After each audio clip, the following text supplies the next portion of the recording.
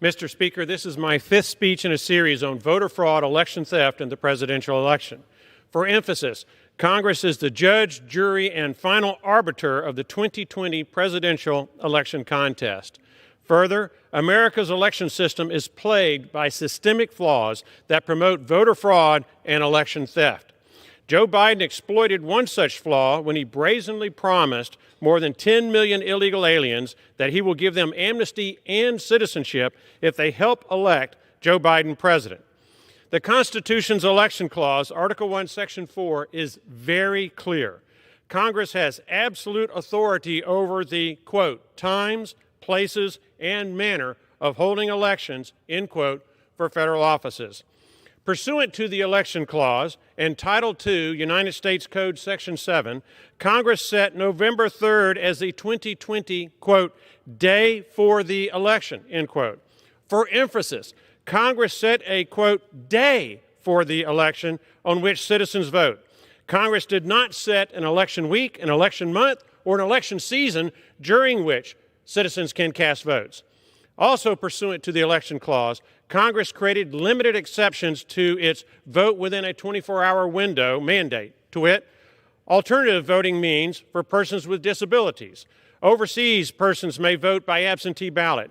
Persons expected to be absent from their voting location or state on Election Day may vote by absentee ballot.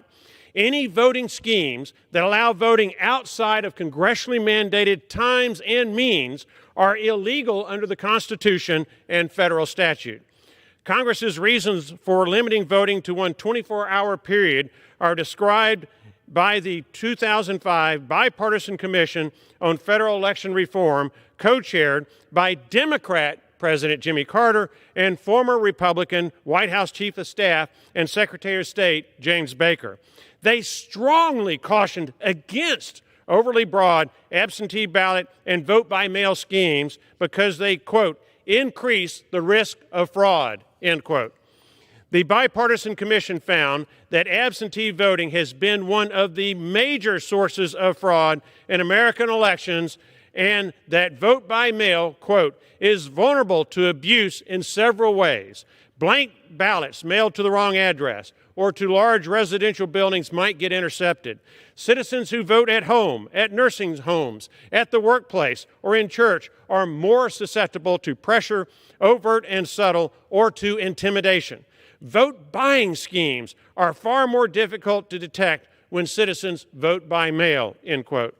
Mr. Speaker, Congress passed laws to prevent voter fraud and election theft by establishing, with minor exceptions, a 24-hour window in which to vote. In contrast, socialist Democrats used bureaucratic allies or engaged in rigged lawsuits involving conspiratorial parties and inattentive judges to obtain sham settlement agreements that blatantly violate the Constitution and federal law to promote voter fraud and election theft with the singular goal of stealing the United States presidency. In particular, all en masse vote-by-mail schemes promote voter fraud and election theft and are illegal because they violate Congress's election procedures and 24-hour voting mandate. As such, all votes cast pursuant to these vote-by-mail schemes are illegal, void, and should not be counted. Mr. Speaker, the evidence is overwhelming, compelling, and irrefutable.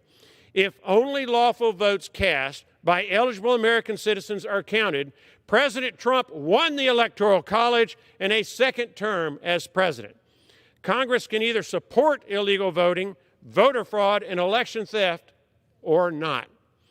Because I believe in the rule of law in our republic, it is my duty as a member of Congress to, on January the 6th, object to and vote to reject the Electoral College submissions of all states whose election systems are so badly flawed as to render their vote submissions unreliable, untrustworthy, and unworthy of acceptance. And, Mr. Speaker, that is exactly what I intend to do. I yield back.